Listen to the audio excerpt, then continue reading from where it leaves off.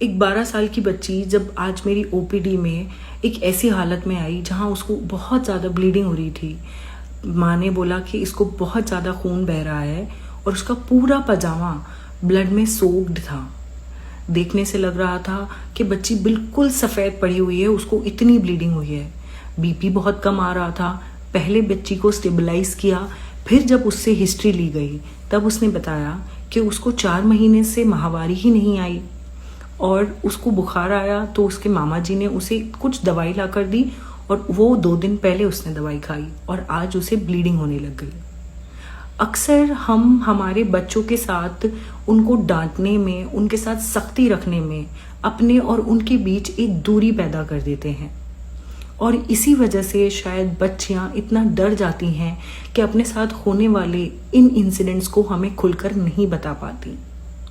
ये केस है child abuse का और इसे करने वाले लोग हमारे आसपास हमारे अपने, हमारे हमदर्द बन के घूम रहे होते हैं और हम उन्हें पहचान नहीं पाते।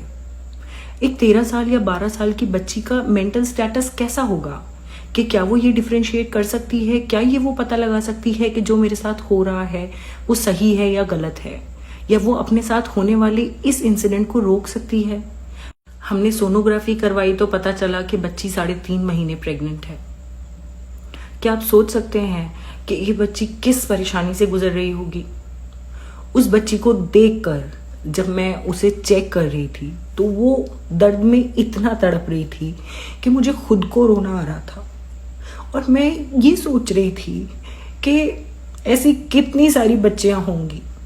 क्या हमें हमारे बच्चों के इतना करीब नहीं होना चाहिए कि वो हमें हमारा अपना दोस्त समझ सके और वो हमें खुल के बता सके कि उनके साथ अगर कोई परेशानी है, कोई उनका फ़ायदा उठा रहा है, कोई उनके साथ गलत कर रहा है। आज भी हमारी सोसाइटी में बहुत सारे लोग, बहुत सारी बच्चियां, बहुत सारे बच्चे इस चीज़ का शिकार हैं। ज़रूरत है हमारे सतर्क रहने की।